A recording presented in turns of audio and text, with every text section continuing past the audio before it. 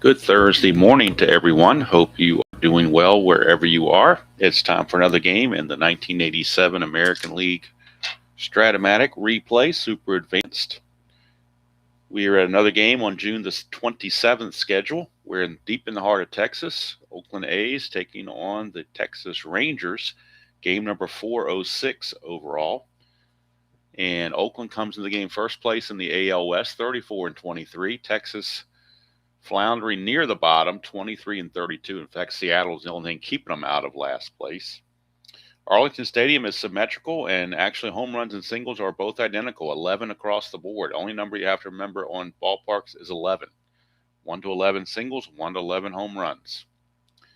So starting pitchers for tonight, or today's game, not tonight's game, today's game is going to be Dave Stewart for the Oakland A's and Greg Harris for the Texas Rangers. A couple of right-handers in action. Greg Harris comes to the game 1-2 on the replay. He's got a +2 hold, so if the A's want to run, that might be a good time to do it. Dave Stewart's got a +3 hold, so if Texas wants to run, they could possibly do it. Stewart 6-3 on the replay. Hello, ID and Bob. ID, I'm not sure if you're listening or watching. I'm not sure the case here, but I am going to give Fall Classic another go. But before I invest a whole lot of money into it, I did purchase a PDF season just to see before I go buy some printed sets that I may or may not use. I did buy some one PDF season. And actually, with my credit card rewards points, when I added that to it, it only cost me $3. So that was an offer I couldn't refuse, so to speak. And it's the 1967 season, so I will be doing a game later at some point between the New York Yankees and the Washington Senators, opening day, 1967. If I really get into this game and like it, then I will purchase a couple of printed sets of other seasons. But right now, I'm just going. Now, one thing about the PDF that I do like is that I can add my logos. So if you look at, say, some of the Washington Senators card, look at Ed Brinkman. You can see I'm able to put the logo there. So that's a nice touch, I think, at least a little bit, to be able to do something like. Can't really do it on the pitcher cards because there's no real room to put it there. So I didn't do it on the pitcher cards. Just did it on the hitter cards and did it on the ballpark card. And of course, you can also do it on the team sheets, but have a place to put your logo there. Just kind of spice it up just a hair. But as an encouragement from Replay Gamer, I'm trying to. I think what got me previously was I was trying to use the fast action cards, and I just wasn't getting what I wanted out of that. Same with Payoff Pitch. I really prefer the charts over the fast action cards. I think you get more flavor out of it. So I have printed off all the out charts and everything in the chart category on card stock, and I'm ready to go with that. So I'm going to watch a couple of videos and practice a couple times, and maybe this weekend put out a game. So we'll see how it turns out. They are super nice ID because I have the 89 printed set. That was the one season I did buy a couple of years ago. Was the printed set. So here, look at everybody's favorite Jose Canseco. See, that's a printed set, obviously. That's got the nice glare to it, nice good card quality. Very nice, very easy for me to read as I'm getting older. So compared to a Strat-O-Matic card and the numbers, the items on that, you can see the results on the Fall Classic card so much better. But anyway, so I will be doing that.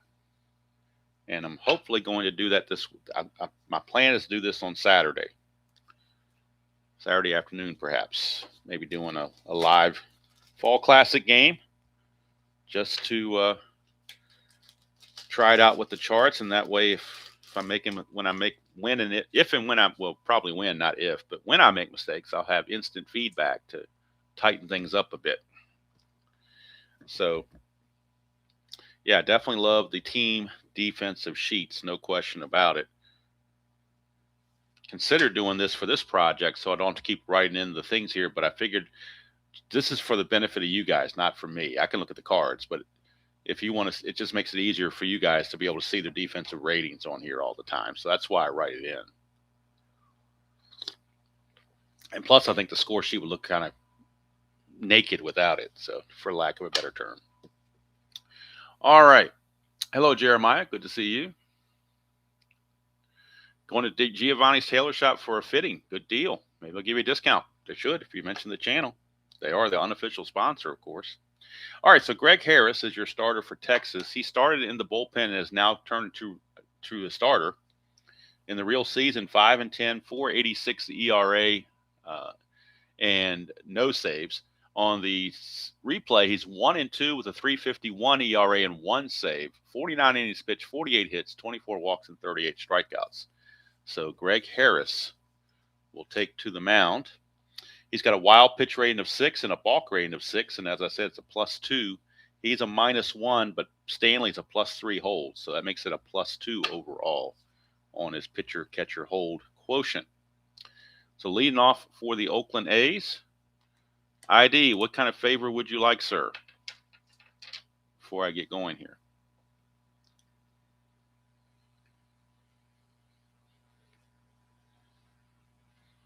Would you like to simulcast with me while I play this game so you can give me instant feedback and admonishing? Is that what you're looking for?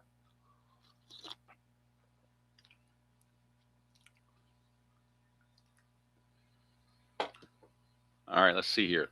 The catcher card, is that what you're saying?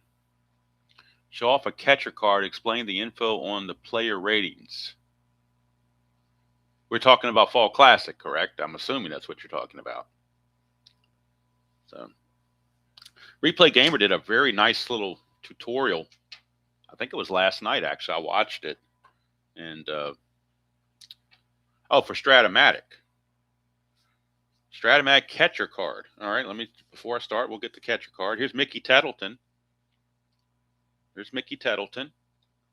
Now, these cards in 87 do not have the pass ball rating printed on them. I go to the computer for that. But it does give you his T rating of 1 to 6. He's a 3 range, a +1 arm with an E7, and a T of 6. The T comes in when you steal. When a stolen base is attempted and the D20 is a 1, 2, or 3, then you check the T rating to see if there's going to be a throwing error. And if you re-roll the D20, if it's a 1 to 6, that means he throws it away for an error, and the runner gets the third. If it's a 7 or higher, that in this case, that means the infielder blocked it. So I'm not sure what else you would need for that. Like I said, pass ball rating. We roll the havoc roll. If you roll a 1 or a 2, we're talking. If you roll a 1, it's a wild pitch on the pitch. If you roll a 2, it's a balk or a pass ball chance. You re-roll the white die. If it's a 4, 5, or 6, you check the pass ball rating of the catcher. And that is a D20 roll against the pass ball rating, which is normally listed on these cards, but in this case in 87, it is not. They don't have them listed for 87 for whatever reason. I don't know what the reason was. 87 was kind of a weird season for them. That's going all the way back to when they do they did this back of the cards that look like this with the ball field on it. It was really, really strange. But anyway, we do have Texas Ranger colored dice for this one. And before we have the first pitch, of course, we have to have the ceremonial first sip. That's very, very important on these morning games. And that is some good coffee. All right, so Luis Polonia will lead things off. We go to Polonia on the computer. He's hitting 281 on the replay, 2 homers, 7 driven in. He hit 287 on the real season, and we're underway from Texas. 1-2, and that's a foul out right to the catcher, Stanley, right behind the plate. 1 away, right up the chute, as they say sometimes. And that'll bring up Mike Davis, right fielder.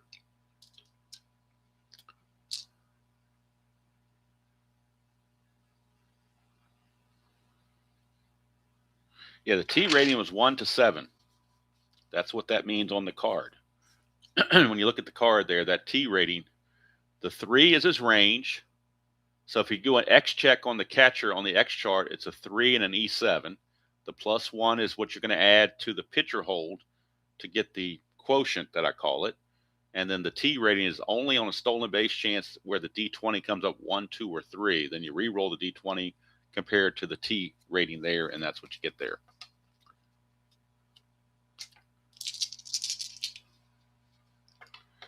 All right, so, and maybe we'll get a chance to see that in action here in this game for stolen base. If we roll it for a stolen base and the D20 comes up 1, 2, or 3, then we're going to check that T rating.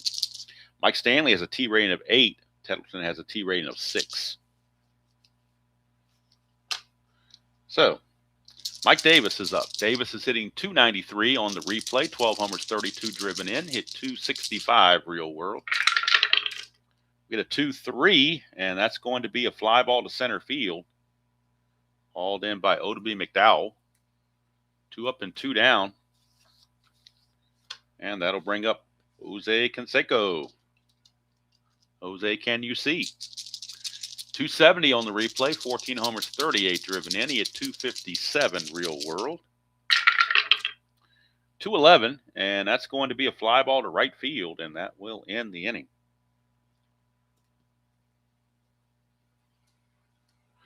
So 3 up, 3 down go the A's. We go to the bottom of the first. Oakland nothing. Texas coming to bat. Dave Stewart on the mound.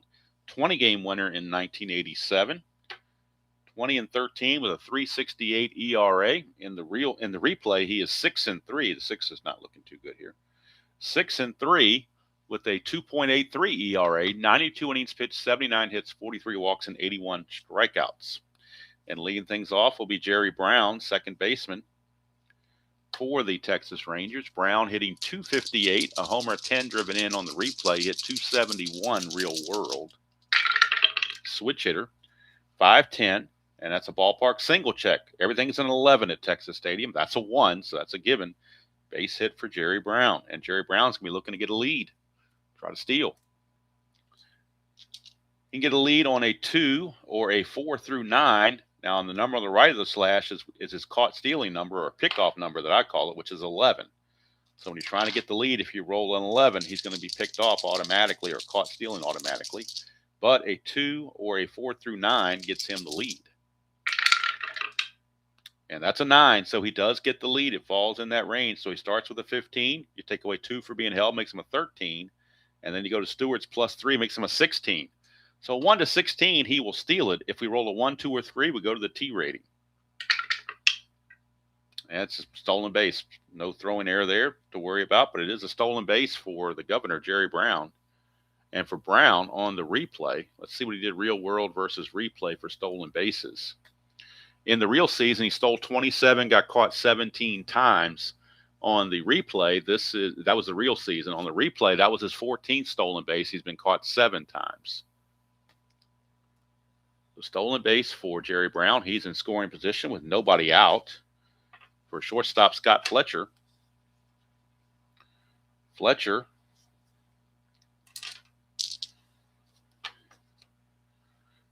ID, maybe we should do a chat about Fall Classic one night or something. I don't know. After I played a few games and learned all the little nuances and everything. Relearned, I should say, because I did play it 2 years ago. It's been 2 years, so almost like relearning the game all over again. But it's a game I want to like. All right, Fletcher, 309 on his replay average. 1 homer, 31 driven in. He hit .287 real world. Nothing on the Havoc. 2-6 for Fletcher, and that's a double. 1 to 4, single 5 to 20. That's a single. It is a 2-star single, so the stolen base will allow Jerry Brown to score from second, and the Rangers jump off to the 1-0 lead right off the get-go as they get to stay to Dave Stewart. And ID, if you want to do it on your channel, that's fine by me. It doesn't have to be on this channel. I can do it on your channel. You're more tech savvy than I am, so maybe it works better that way. I don't know. The only way I know to do it is through StreamYard, so I don't have any other way to do it. So maybe your way is better. I don't know. All right, here is Ruben C. You know I'm not tech savvy, so Ruben Sierra, right fielder. If I ever got tech savvy, I'd be dangerous. Let's see, 298 average on the replay, 19 homers, 45 driven in. He had 263 real world. Fletcher, can't forget about him. He has a chance to obtain a lead. 2 through 6 or a 10, he gets the lead, but an 8, which is on the right of the slash, he would get caught stealing or picked off. So we'll try for the lead. And that's a 7, so it's nothing. 7's not there, so he cannot get the lead, and we're not going to try it with a secondary lead. So we'll keep it right where it is. Here is Sierra. 2-8 for Sierra, and that's a strikeout for Dave Stewart, first out of the inning. Obviously, first strikeout for Stewart. Big one there to get. And here comes, speaking of strikeouts, Pete Incaviglia.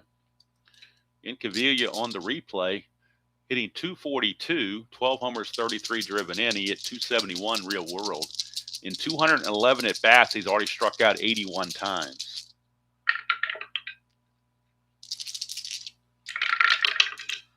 Three, 4. That's a ground ball to short. There's a plus sign there, but doesn't matter because the infield was not in. So that's going to be a Giovanni's Tailor Shop tailor-made double play right there. 3-4 ground ball shortstop A.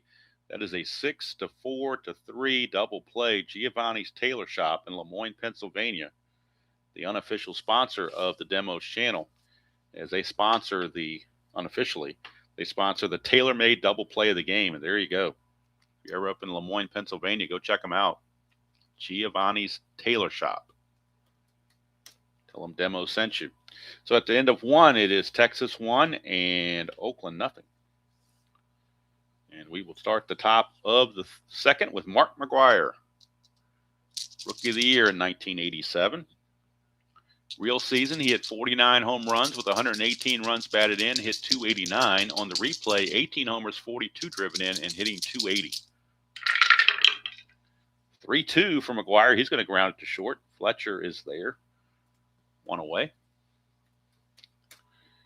1 down. And here is Carney Lansford.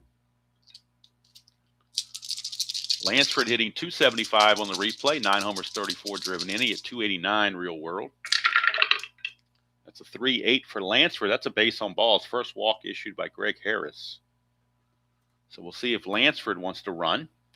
Remember, Harris is a +2. So basically, if he gets the lead, it'd be a 1-18. So he's going to try for the lead. Needs a 2, 3, 4, or 5. And that's a 9. Doesn't get the lead, so he'll hold. And here comes Hot Dog Reggie Jackson, designated hitter. Jackson hitting 203 on the replay. 11 homers, 27 driven in. He hit 220 real world. 210, and that's a ballpark blast for Reggie Jackson. It's a 1-11, and that's a 10. It's gone. Reggie Jackson goes deep to put the A's in the lead 2-1, making his hot dog trot around the bases. Fans are booing him. 210, ballpark blast. Home runs 1-11. That's a 10. So Reggie Jackson, a 2-run home run to put the A's in the lead 2-1 for Jackson. Home run number 12. He had 15 real world in 336 at-bats. In at-bat number 159, he hits his 12th homer with 28 runs now batted in. I'm sorry, 29 runs. He had 27. He had a 2-run homer, so now it's 29 batted in for Reggie, and the A's lead at 2-1. Here is not Mickey Tettleton, but Toady Phillips. I got Tettleton out of order there when I was showing the card off. Here's Phillips. Phillips is hitting 249, 3 homers, 24 driven in. He at 240 real world. Hello, Dr. D. That's a 2-9 for Phillips, and that's a ground ball to first, and that'll be to Mr. O'Brien.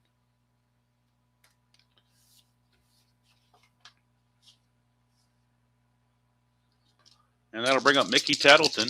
Tettleton hitting 209, 7 homers, 17 driven in. He had a $194 real world. 4-8, switcher bang left, and that is going to be a strikeout for Harris.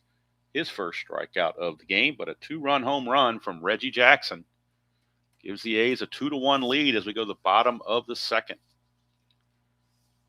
Pete O'Brien will come out to hit for the Rangers. Now, one thing that Strat Computer, I guess I hit a setting on it, I didn't realize I did it, but it brings up game notes before the game actually starts.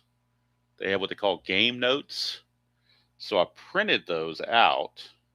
Not printed them out, but I took a picture of it, screenshot of it from my computer. I don't know how well it's going to show up on the stream. So let's see here. I'll try to show it, but I don't know how well it's going to show up. But anyway, you can see Pete in the who's not. This is the who's not hot category. You see Jerry Brown, a 167 average in his last 30 at bats, so he's not hot. But even worse is Pete O'Brien. He's 3 for his last 30, hitting 100 in his last 30 at bats. So he's definitely in the not hot category.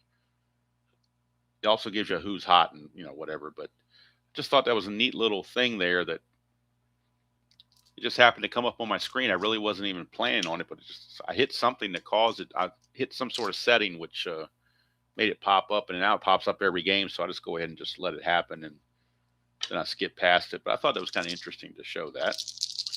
Here is Pete O'Brien.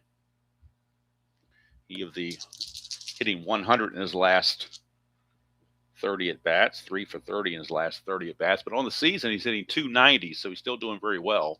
10 homers, 29 driven in. He hit 286 real world.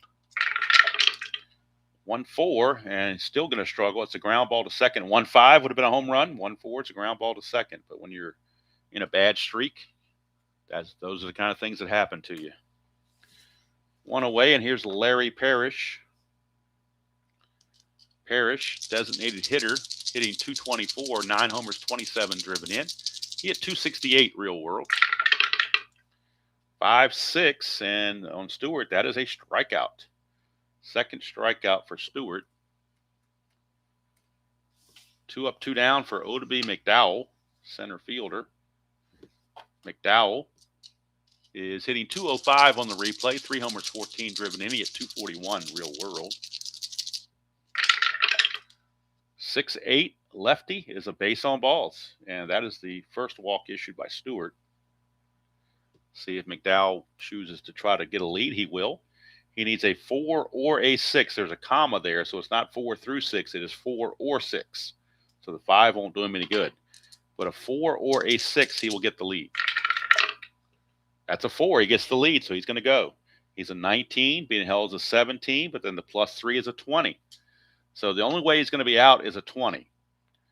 Tettleton's T rating is a 6. If we roll a 1, 2, or 3, then we go to our T rating. So O-Matic McDowell is going to be safe on everything other than a 20. And he's safe. So it wasn't a 1, 2, or 3, so just a stolen base for McDowell. So we'll check McDowell's stolen base totals.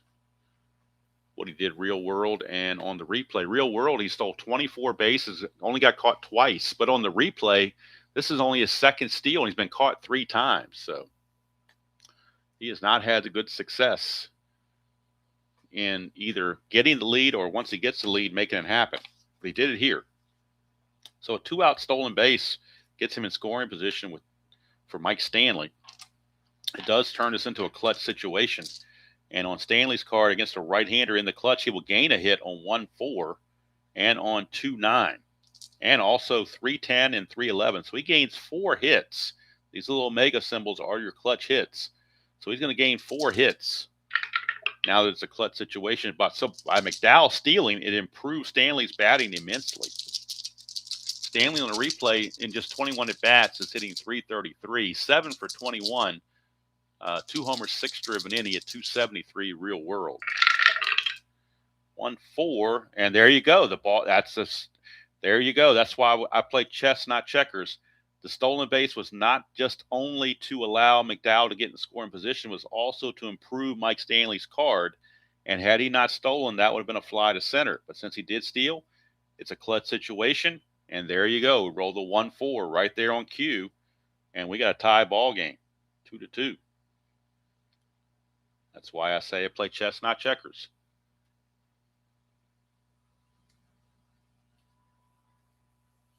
That other channel with the somewhat rather boisterous person only plays checkers, but around here we play chess. Sometimes it's multi-level chess like Mr. Spock played on Star Trek. All right, here is Steve Buechele. Stanley not going to try to get a lead or anything. But now we're tied at 2. And Buechele hitting 247 on the replay. 7 homers, 29 driven in. He hit 237 in the real season. That's a 2-8, and he's going to fly to left field to end the inning. But the Rangers have tied the score at 2 after 2, and we might have a fight on our hands. It's not going to be a cakewalk for Oakland, apparently, despite their better record and a better pitching matchup. So Harris back out, and he will be facing Mike Gallego, number 9 hitter for Oakland.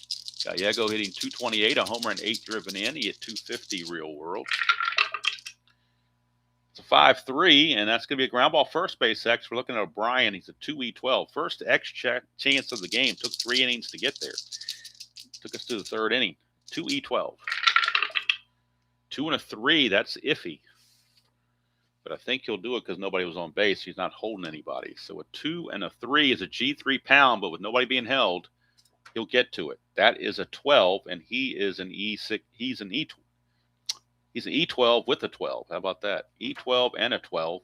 Under the E12, 6, 9, 15, 3, and 18 are errors. Everything else is fine. And since it's an X check to the first baseman, we denote it as a 3-1 put out where he flips to the pitcher covering. And that's 1 away.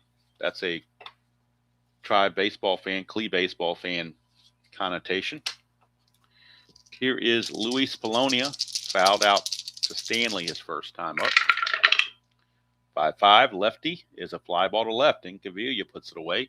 Quickly 2 up and 2 down for Oakland here in the 3rd.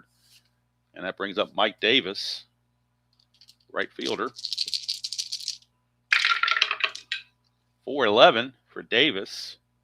There's another ground ball first base X. We're going to give O'Brien another go at it. 2E12. Rinse and repeat. That's a 14. He'll get to that. So we're under the E12, we're now looking at a 10. And there is no 10. There's a 9 there, but no 10. So but once again, O'Brien will field it and flip to Harris covering, and that will end the inning. So the bottom of the 3rd, still 2-2. And coming up for the Rangers, it will be the top of the order, Jerry Brown, followed by Fletcher and Sierra.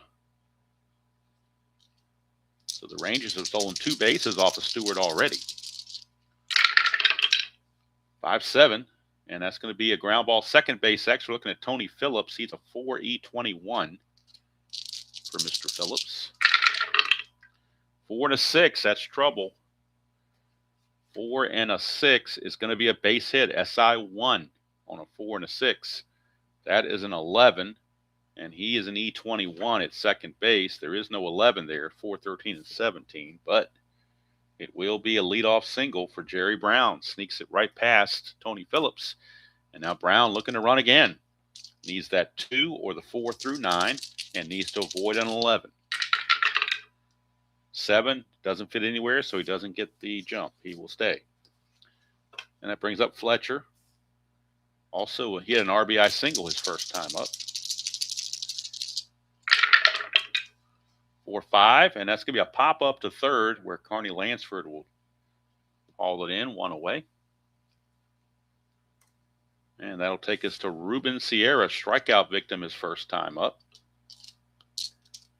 Sierra at one point was near the league lead in home runs, but he's really cooled off lately. That's a 2. So we're checking balk and pass ball. And we're checking the balk rating of Stewart.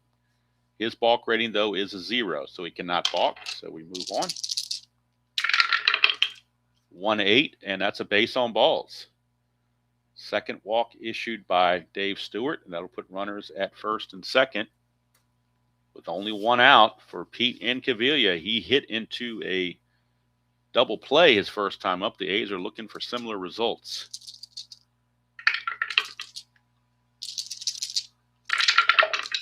That's a 1-6, but it's going to be another base on balls. 3rd walk issued by Stewart. 2nd one back-to-back. Now the bases are loaded with only 1 out. And Pete O'Brien, the batter. O'Brien has been struggling, though. He's 3 of his last 31, under 100. But he can make all things better with a base hit here. Oakland playing back for the double play to get out of the inning. That's a 4-6, and that's going to be a strikeout for Stewart, and O'Brien's woes continue. So 2 outs, and now it's a clutch situation for Larry Parrish. Parrish in the clutch will gain some hits. 1-5 and 1-10. Also 3-3, 3-11, and 3-12. He gains 5 hits in the clutch. 5 additional hits in the clutch. So he's loaded column 1 already, but these 2 outs turn to hits. So Stewart has to be careful here. 2-2 game, but Texas looking to take the lead in the clutch. We get a 3-7, and that's a single 1-15. That's a 6. It's a 1-star single, and Texas will take the lead. Everybody moves up 90 feet. Jerry Brown scores. RBI single from Parrish. Bases remain loaded. Texas leads it now 3-2. Still looking for more with the bases loaded, and O.B. McDowell the batter. In the clutch from McDowell. He will gain a hit on 3-3. Everywhere else he's neutral. 6-6, and that's 1-10 for a double. That's a 16, so it's a deep fly to right field. That'll end the inning. And death by 1,000 paper cuts as Texas has scored another single run in all 3 innings to lead it 3-2. So Texas with the lead for the first time since the first inning. See if they can hold it. Here's Jose Canseco. Canseco flew to right his first chance. 2-5, and that's a ground ball to short. Fletcher will make the play. 1 down. That'll send up McGuire. He also grounded to Fletcher his first chance. 1-7. 1-6 is a home run. 7-20 is a double. That is a 7. He just missed the home run, but he'll settle with a double. Okay, again, 1-7 puts us right here. 1-5, 1-6 are solid home runs. 1-7 is a home run split. 1-6, and we get a 7. So 7-20 is just the double. But he is now the tying run in scoring position for Carney Lansford. Lansford walked and scored his first chance. 2-9 for Lansford. That's a 1-11 single. That's a 4. It's only a 1-star single. So McGuire will stop at third. Runners at the corners with only 1 out. And here comes Hot Dog Jackson. But Lansford has a chance to get a lead on a 2 through 5. 2, 3, 4, or 5 will get him the lead. Can't get the lead, he'll hold. So Jackson had the 2-run home run his first time up. He's looking to help the A's out again. 1-7, but he will strike out in this at bat. For Harris, that's his second strikeout. 2 down. And a clutch at bat coming up for Tony Phillips. In the clutch, 1-10, he will gain a hit. And on 3-10, he'll gain a hit. And on 2-6, so 3 different hits, he will get to make something happen with this clutch at bats. That's a 6-5, switcher to batting left, and that's a base on balls. It's going to load the bases. So they'll shift the burden over to Mickey Tettleton to get the job done in a clutch situation. Tettleton struck out his first chance. In the clutch, though, he will gain a hit on 2-3. That's only place. Everything else is neutral. Bases loaded, 2 outs. Big at bat here for Tettleton. 3-6, and he's going to draw the base on balls. Greg Harris has walked in a run, back-to-back walks. His 3rd walk of the game. So walks did Stewart in the top of the inning. Now walks are doing Greg Harris in the bottom of the inning, or the top of the next inning, rather. So we got a tie game at 3. Still in a clutch situation for Mike Gallego. Gallego in the clutch will lose a hit on 3-8 and on 2-4. So he's negative in the clutch.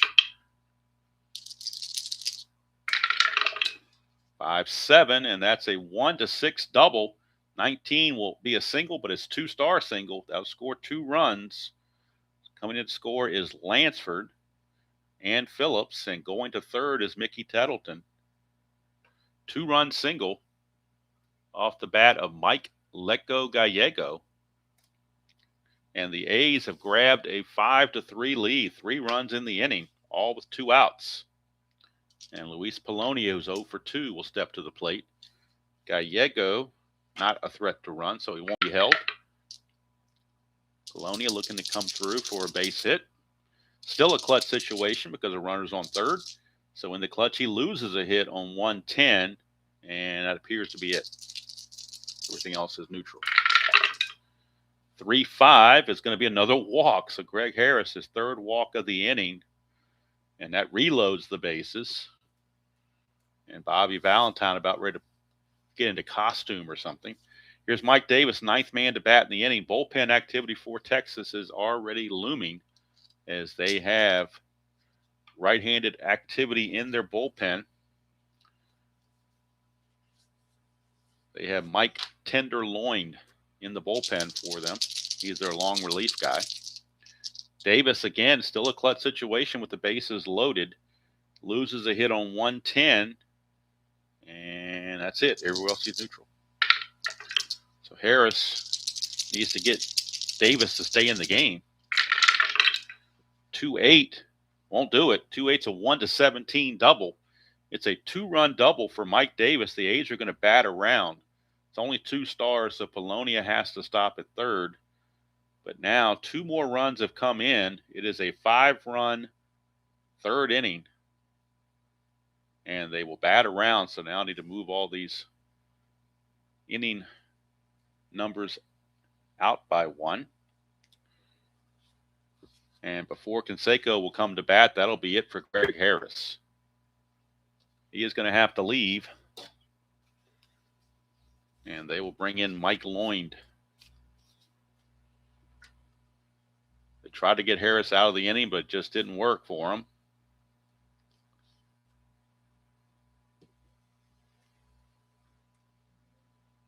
Computer is telling me he's officially tired, but I think Bobby Valentine was tired of watching him pitch.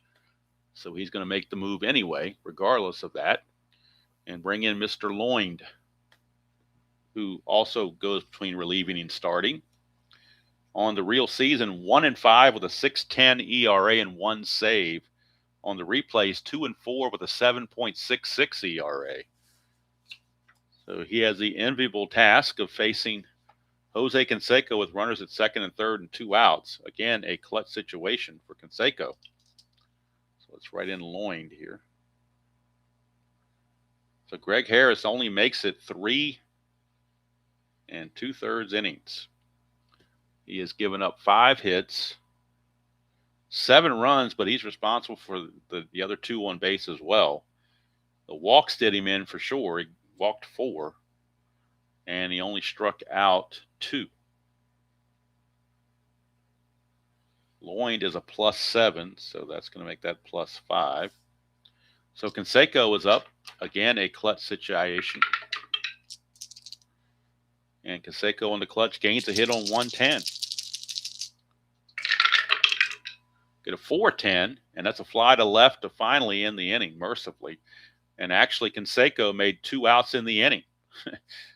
Dubious task for him to do is to make 2 of the 3 outs within the inning. But a 5 spot, so we can close the book on Harris. 7 runs all earned, and he's looking to drop 1 and 3 on the replay. And Dave Stewart has been given a huge lead to work with as he's looking to improve to 7 and 3. So Stewart back out to start the bottom of the 4th. We'll be facing Stanley Bouchel and Jerry Brown.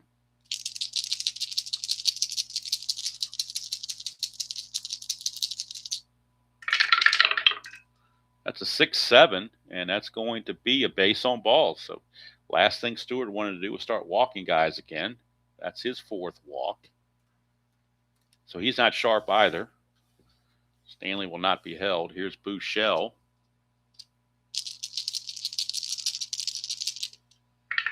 Bouchel, that's a 1. So Stewart wild pitch rating is an 8. No, that's a 20, so no wild pitch. 1-4 for Buechele. It's a ballpark single check. 1-11. That's a 5. Base hit, 1 star. And back come the Rangers. Uh-oh, now I'm getting the circles in the sand. Don't tell me I'm having trouble with Xfinity again. I saw little circles in the sand there briefly. Hopefully it's corrected itself. But Comcast, you never can depend on Comcast, it seems like. Here's Brown. He's 2 for 2. That's a 2, so chance for a balk or a pass ball. That's a 5, so we're going to a pass ball rating of Mickey Tettleton, which is a 2. Roll a 1 to 2, it's a pass ball. 3 to 20, nothing happens, he blocks it. And it's a 3, he barely got it in front of it. And Brown will step up.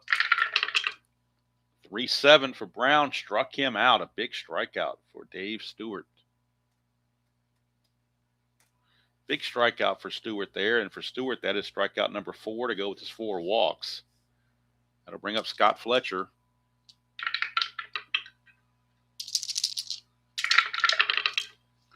Four. Catcher X. So here we go. Here we go, ID. You wanted to catch your X. You got it right here. Look at Mickey Tettleton, the catcher. The 4-4 is a catcher X. Mickey Tettleton as a catcher is a 3 with an E7. So I'm going to roll all the dice. Check the catcher defensive charts. We get a 6, a 3, and a 6. So we go to our catcher chart. Catcher chart here. Move my coffee out of the way. Catcher chart. A 3 and a 6 is a P/P. Possible pop out, also a possible pass ball. We go to 9. We get a 9 here on his E7. So E7, there is no 9. So we come over to our chart, P/P. And the way I play this, I use this part down here in the bold lettering, which talks about refer to the super advanced rules found in the instructions for procedure to determine if a pass ball occurs. So a pass ball does not automatically occur because I play it this way. If you play it the other way, a pass ball automatically occurs. But what happens is we go to the pitcher's wild pitch rating, and the pitcher determines whether it's a wild pitch or a pass ball or not by how wild he is. So we're going to check Dave Stewart's wild pitch rating instead. And we come over here to Dave Stewart, and his wild pitch rating is an 8. So we're going to roll a D20. If it's a 1 to 8, then a pass ball has occurred on Tettleton because Stewart was wild. If it's 9 or higher, that means Tettleton was able to block it because the pitch wasn't that errant. It's a 17, so there is no wild pitch. And since there's no wild pitch, that ends up being the out. It ends up being a pop out. So the pop out to the catcher is going to make out number 2. So hopefully that was that made sense, ID. I know it went kind of fast there, but hopefully it at least made a little bit of sense. So Fletcher is out of there. Some people don't do that. Some people call it a pass ball right away. It just depends on how you want to. Like I said, it's, play the game the way you want to play it, but just as long as you're consistent, I don't think there's a problem with it. So here is Ruben Sierra.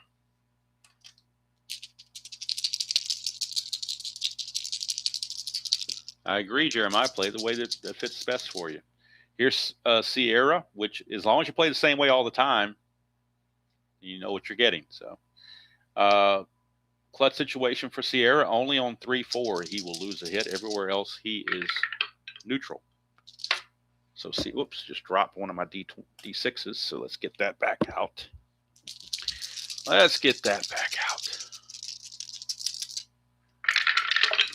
We get a 5-9, switcher batting left, and that's a strikeout for Stewart, a huge one, his 5th strikeout of the game. And that's what they call a shutdown inning, when your team scores big and you come out and shut down the opponent and keep the foot on the throat, as they say. So we go to the 5th inning. It is 7-3.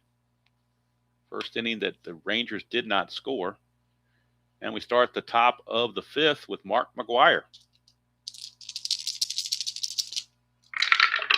Loined, a 1-4 to McGwire is a fly to center. Boy, he just missed a couple of home run chances here, but 1-4 is a fly to center. And anytime you bat around, that's going to skew the score sheet. Now the columns don't match. I'm in column 5th inning column here. Is it actually the 6th inning column on the Rangers? But that happens when you bat around. That brings up Carney Lansford. Some people like to score at bat by at bat, but I really don't like that. But if people like it, go for it. 4-8 is going to be a base on balls. Carney Lansford will draw the walk. First walk issued by Lloyd, and Lansford 2 through 5 to get the lead, and that +5 looks awful tempting.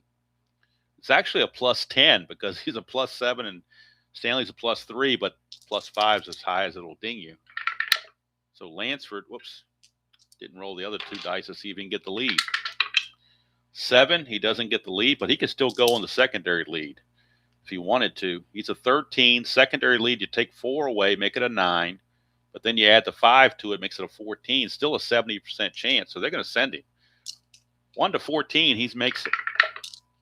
And he's in there, stolen base, so you don't always need the good lead to get the steal. If the hold rating is that bad, you can steal anyway, as Carney Lansford just showed there. All right, here is Hot Dog Jackson. He homered his first time up, struck out his second time up. Feast or famine.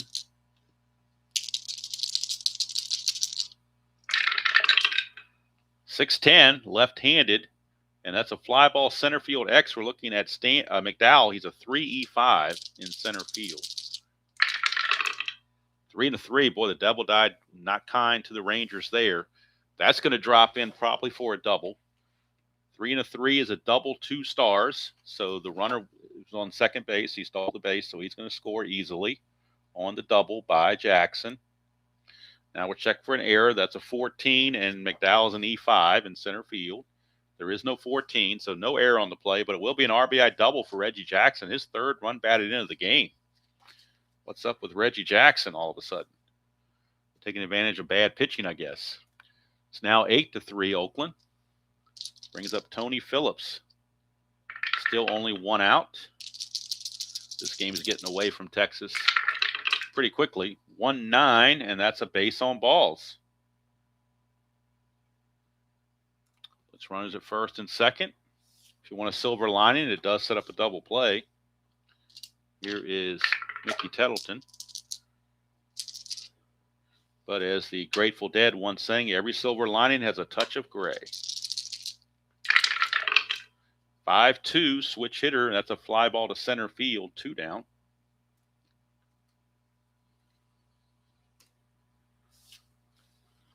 And that brings up Gallego. In a clutch situation, even though the score is big, by rule it's still a clutch situation. And in the clutch, he loses a hit on 2-4 and 3-8. 6-8, though, it's going to be a strikeout for Lloyd, and that will end the inning. So limits them to 1 run, but it's now 8-3. Favor of the Athletics, or A's, whatever you prefer to call them. Stewart back out to start the 5th. Bottom of the 5th against Mr. Incaviglia. He is hit into a double play and walked. 2-8 for Incaviglia, and that's a 1-5 triple. That's a 2, so Incaviglia gets a triple. He had 4 of them in the real season. This is the first triple of the replay for Incaviglia. His first one, he had 4 in the real season. 2-8 is a 1-5 triple, and the double die is a 2. So Incaviglia cracks his first triple of the season. And the very cold Pete O'Brien up. Infield back with an 8-3 lead. They want to get the out. They don't care about the run right now. 6-8, and that's a base on balls. So Stewart again showing his wildness. Walk number 5. He's got 5 walks and 5 strikeouts. Puts runners at the corners with nobody out. O'Brien not being held. And here's Parrish. A's looking to turn 2. That's a 2, so we're checking balk and pass ball. Looking at pass ball again. Tettleton's a 2. That's a 3, so he blocks it again barely. 4-5, and that's going to be a pop-up to third. Right up the chute. And that will keep everybody right where they are. 1 away for McDowell. O to be McDowell.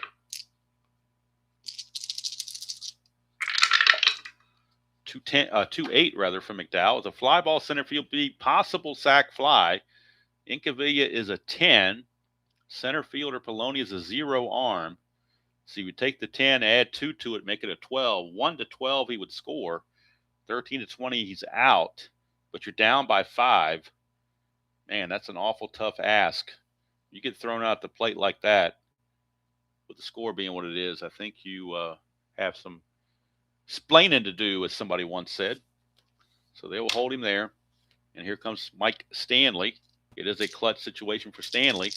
And again, by holding him here and not scoring him or not risking it, you bring Stanley a much better hitter because he's going to get those 5 extra hits. That's another thing, subtle thing you can do there. By not scoring him, it makes him a better hitter. Got 5 more chances to get a hit. 4-7. Ground ball shortstop X. We're looking at Gallego. He's a 3-48. 3-7. Let's see if he can make the play. 3-7. It's a G3 pound, but they were not holding O'Brien at first, so the pound's irrelevant. That's an 11, and Gallego's a 48. So E48.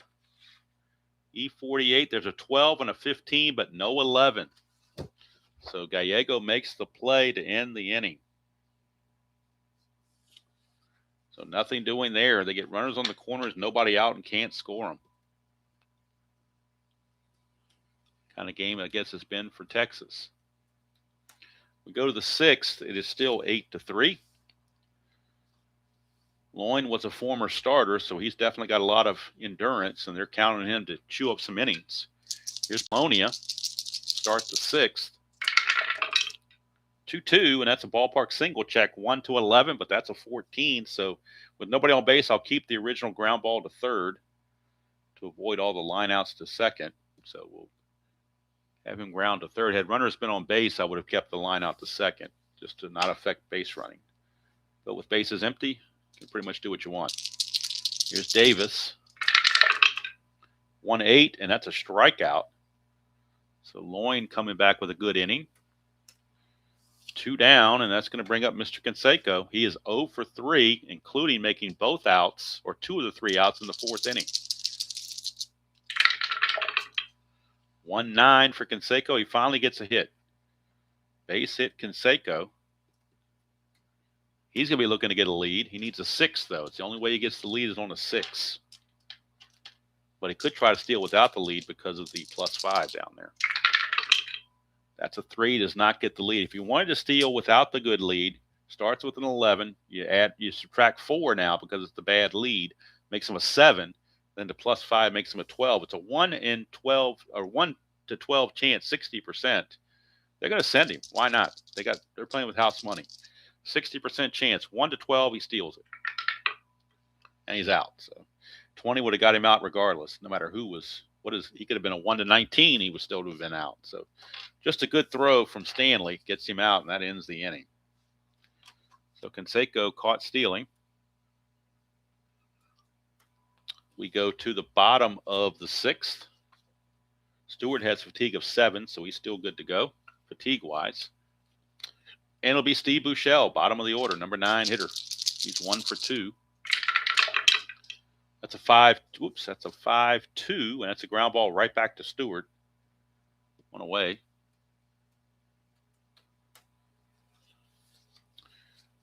And here is Jerry Brown, the governor. 1-6 for Jerry Brown, and that's a ground ball to short.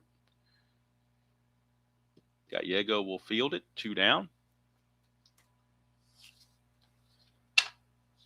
Scott Fletcher.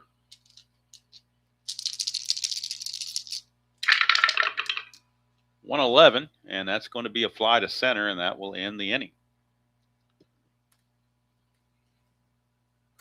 So we go to the top of the 7th. It is still 8-3. Loin back out once again, and he'll face McGuire, Lansford, and Jackson due up. for the Athletics.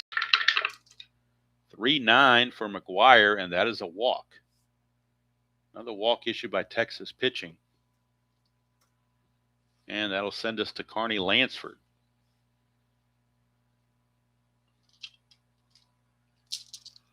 Oops. Lansford. He's walked twice and singled. He's reached base all 3 times, scored 3 runs. 3-7, and this time it's a 1 for a single, and else he lines to short, so he'll line it to Fletcher for out number 1. And that'll bring up Hot Dog Jackson, who's had a good day. 2-run homer, RBI double, and a strikeout. So 2 for 3 with 3 runs batted in, a run scored. 1-4, and that's a ground ball shortstop A. That's a 6-4-3 tailor-made Giovanni's Tailor Shop tailor-made double play. I forgot to roll the Havoc roll, but I'm not going to worry about it. Let it slide. And Reggie's not happy about it because he says he wouldn't hit into a double play otherwise. But sorry, Reggie. You're out of there. It's 8-3, Reggie. We're moving on. Just like the umpire extends the strike zone when it's a blowout to get the game done with quicker, we're not going to, any kind of mistake like that, we're just going to go right through it. Here's Ruben Sierra. Now, if you misread a card, that's a totally different thing, but not doing a Havoc roll, to me, that's minor. Here's Sierra. 5-11, switch hitter batting left. That's a ballpark single check, 1-11, but that's a 20. So he will line it to second base, 1 away.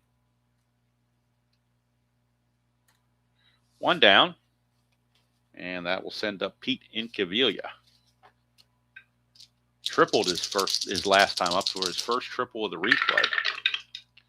2-7, and this time he will strike out. And for Stewart, that is strikeout number 6. So when Stewart's not walking guys, he's usually doing pretty well. Here's Pete O'Brien, continuing to struggle as of late.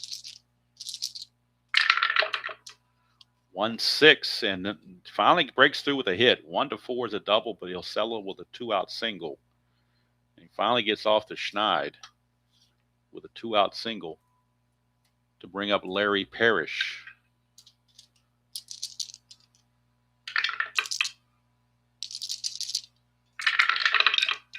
Get a 5-10, and that is another base on balls by Stewart. And for Stewart, that is walk number 6. He's walked 6, struck out 6. So certainly has not been a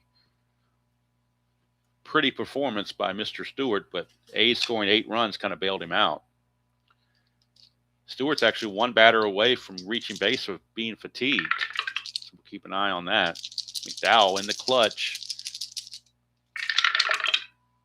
6-6. 1-10 is a double. That's an 18, a fly to right. And Stewart catches a good break there to end the inning. So that's going to do it for the Rangers. We go to the 8th inning. And I think we might cap Loynd where we're at. He's going to go 3 1/3. And let's see what he's done here. Let's go to the Strat computer, make it easier. And they'll bring in a new pitcher, probably Paul Kilgus, I think. Another mop-up type guy. So Loynd, 3 1/3, 2 hits and a run. 3 walks and 2 strikeouts. And they're going to bring in Paul Kilgus, a left-hander. So Kilgus will get the call.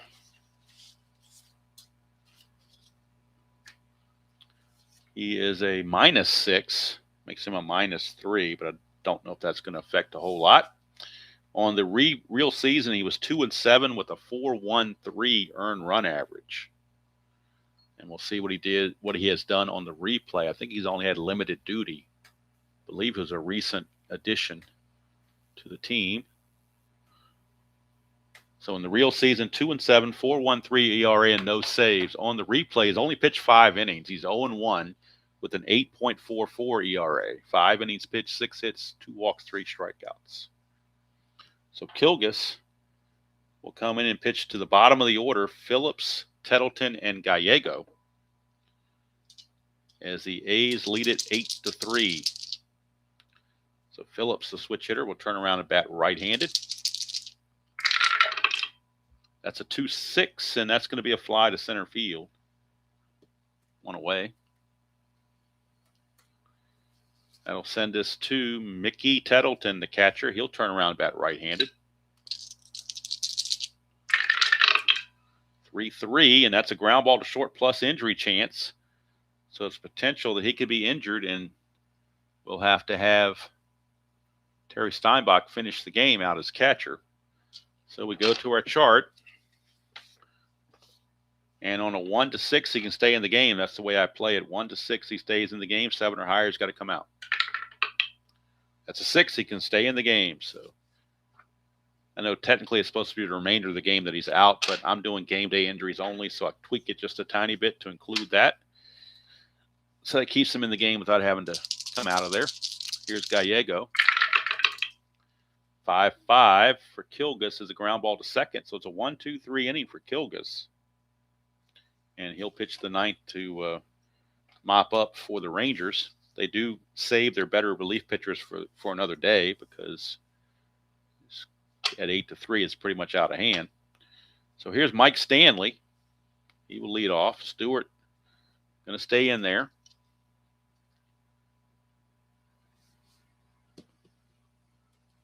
And he'll be facing Stanley, Buechele, and Brown. 2-6 for Stanley. He's going to strike out. That is strikeout number 7 for Stewart. And now Buechele, the batter, he's 1 for 3. 1-8, and he's going to ground it to short. Gallego is there, 2 down. 2 up, 2 down for Jerry Brown.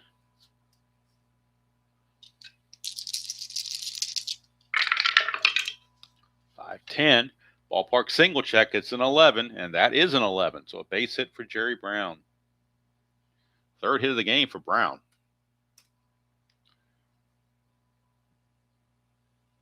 And even though they're down 8-3, if he can get in scoring position, they can sneak a run in with a single from Fletcher. That would get them 8-4 and a little bit closer. So it's worth the gamble, they feel. So 2 or 4 through 9, he gets the lead. 7, he doesn't get the lead. So, he does get the lead. I'm sorry, 4 through 9, 7. I went to public school, so 7, yes, is between 4 and 9. So he does get the lead. 15, being held is a 13, but then the +3 is a 16. And he's in there, stolen base. You won't see that on the other channel. Down by 5 runs, stealing a base. Jerry Brown with the stolen base. And now just a basic single from Scott Fletcher can tack on an additional run to make it a little bit closer. It also turns this into a clutch situation for Fletcher. 2-4, but he's going to line out to short, so it's irrelevant.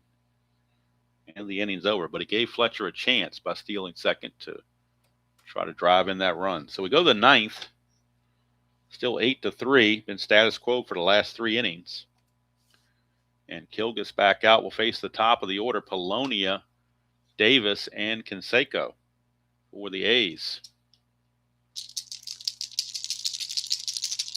We only need the blue, so we're not even worried about the red section. 6-10, and that's going to be a ground ball third base X. We're looking at third baseman Buechele. He's a 2E15. 2 and a 7 should be okay. 2 and a 7 is a G2. That's a 9, and he is an E15. E15, there is no 9 there, so it's a good play for Buechele. And there's 1 away. And that'll send up Mike Davis, right fielder.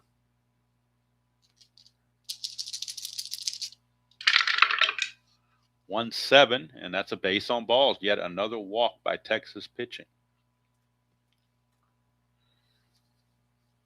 Davis will not go, not with the -3 from Kilgus. They will not try to steal. They will have to hold him on, though, because he has that asterisk there, and they don't want him to get the lead by default. So here's Canseco. 1-6 for Canseco. Struck him out. Strike out for Canseco. And here's McGuire.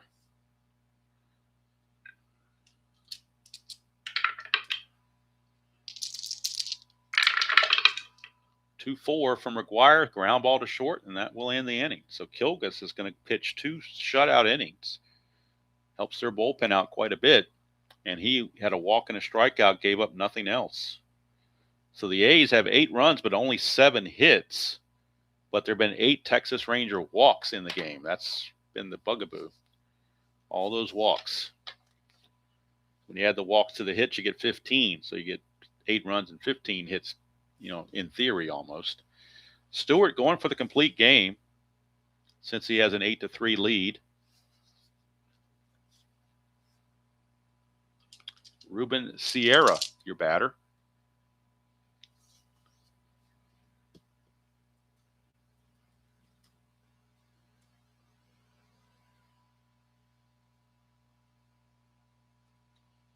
And Sierra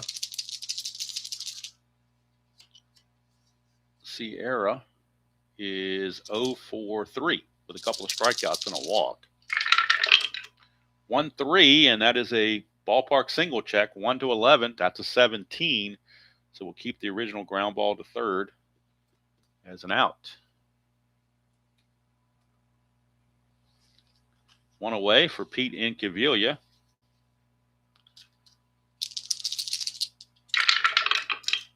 It's a 3-10 for Convilla, and that's a strikeout. Boy, 3-11 would have been a home run, but 3-10 is a strikeout. Second strikeout of the game for Incaviglia. 8th strikeout for Stewart. And he is 1 out away from finishing what he started against the very much struggling Pete O'Brien.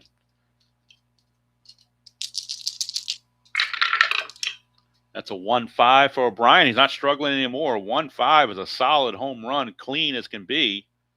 1-5, no doubt about it. Home run, Pete O'Brien. Maybe he's breaking out of his slump. Maybe that's partial good news for the Rangers. O'Brien, that's home run number 11. RBI number 30. He had 23 home runs real world. Again, 1-5, no doubt about it. Don't even need the D20. It's just there in big and bold letters. Home run. Dave Stewart trying to finish what he started. He's getting close to that fatigue level, but he's trying to make it through. Needs 1 more out to get there. Here's Larry Parrish. 6-6 off of Stewart. It's a 1-13 single. That's an 18, so it's a liner to Gallego at short, and the ball game is over. A's win it by the score of 8-4.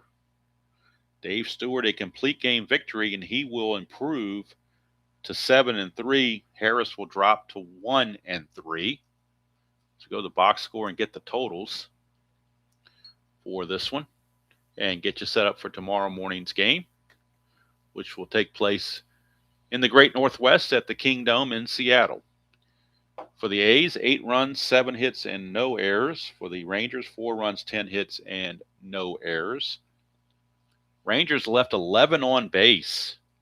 A's only left 5, so 11 left on base was their bugaboo as well. Several times they left the bases, at least once they left the bases loaded. A couple times they left the bases 2 guys on. So left on bases certainly didn't help. Stewart scattered 10 hits, 4 runs, they were all earned. 6 walks and 8 strikeouts. So his whip took a beating there, 16 there. So his whip was not that great, but he does get the win to go to 7-3. And more importantly for the Oakland A's, they get a win to stretch their lead in the American League West, which with this victory now puts them 4 games ahead of the Angels. 4-game lead over the Angels, and then we move on to Friday. It'll be Cleveland and Seattle. Greg Swindell for the Indians against Scott Bankhead for the Mariners. It'll be game number 407 and the final game of the June 12th date. There is a doubleheader between Chicago and Minnesota that I will play offline. But there you go. A's with a 4-game lead on California. Cleveland and Seattle both near the bottom of their divisions, so this is just a game to play. It's not going to affect anything in the playoffs, that's for sure. But it's on the schedule, so we play it. So that's going to do it from here. ID, I might send you an email or something later on to see about either tomorrow night or Saturday afternoon, maybe doing something with Fall Classic. dual cast or something. I don't know. We'll figure something out. Either play a game or talk about it or do something. I don't know. We'll get there when we get there, I guess. But for here, this is going to do it for this game. A's beat the Rangers by the final score of 8-4. So until next time, enjoy playing whatever game you choose to play, however you choose to play it, and I will see you all down the road. And also this week, tomorrow, probably will be another game in the payoff pitch Steve Carlton replay. I'll be doing that game on Saturday, most likely. So until next time, have a good day, everybody. Enjoy your Thursday, and we'll catch you down the road.